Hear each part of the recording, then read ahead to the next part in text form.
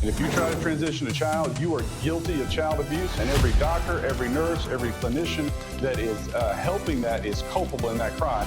This thing is so full of pork that even Scrooge and the Grinch are happy about it. There wouldn't be a First Amendment without the Second Amendment. Your right to freedom of speech, your freedom of religion, the freedom and liberties that we have in this country are because of the Second Amendment, and never ever forget that. She's not going to be the great savior for the Democrats, and they can't skip over the first black woman vice president with the whitest man ever in history, Gavin Newsom. It's time that we, the people, take this country back.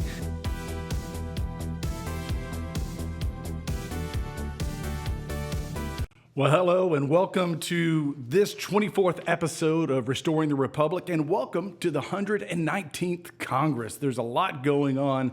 The Senate confirmation hearings are about to begin. I do expect most or all, quite frankly, of Donald Trump's nominees to get through, although there may be a few that are contentious. But that being said, there's some news out of Nashville where you have 5, now I would call them illegals, but they're non-citizens. We don't know their actual status, whether they're under some sort of false asylum claim, that kind of thing. But for running a sex trafficking, human trafficking ring out of Nashville, and one of them is accused and was on the run for shooting 2 people. So this is the result of Joe Biden's failed policies of an open border where we've literally been invaded by 10 million people. In any other circumstance, that kind of migration of people would be an act of war, and we should, quite frankly, seal and shut down the border permanently until we figure out how we're going to deport all of these people. So that being said, we're going to play a clip really quick. Here we go.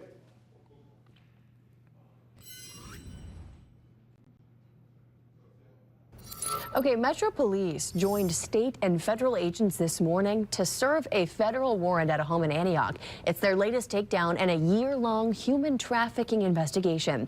WSMV's Steve Mailing spoke with neighbors who tell him they weren't surprised at what surfaced here. So again, you see, when you have an open border, when you have a porous border, you create a circumstance where this type of enterprise can take place in Nashville and all over the country. So every community in the country now is a border town.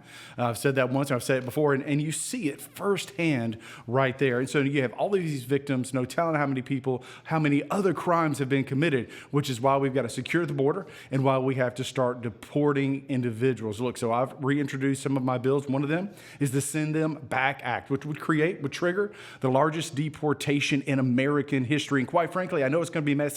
I know it's going to be tough, but we're going to have to do it. We're going to have to do it because you know what? That price on our school system, on our health care, you pay for that. And we've got to fix it. So as we go into this new Congress, so I've got my Inflation Reduction Act of 2025, which repeals Joe Biden's or parts of Joe Biden's his Inflation Reduction Act, which actually caused inflation. Then I've got the Fiscal Sanity Resolution. So what that does is it requires, we're supposed to historically pass 12 appropriations bills, and we haven't done that in a couple of decades. And so what it would do is it would keep us here until we pass all 12 of those appropriations bills. And that creates some accountability and gets Congress back to doing its job of actually passing its budget. So we're going to go into this reconciliation process. President Trump has said he wants one big, beautiful bill. I don't know that it'll actually be one big, beautiful bill. I think it actually may be broken in 2, but we'll see.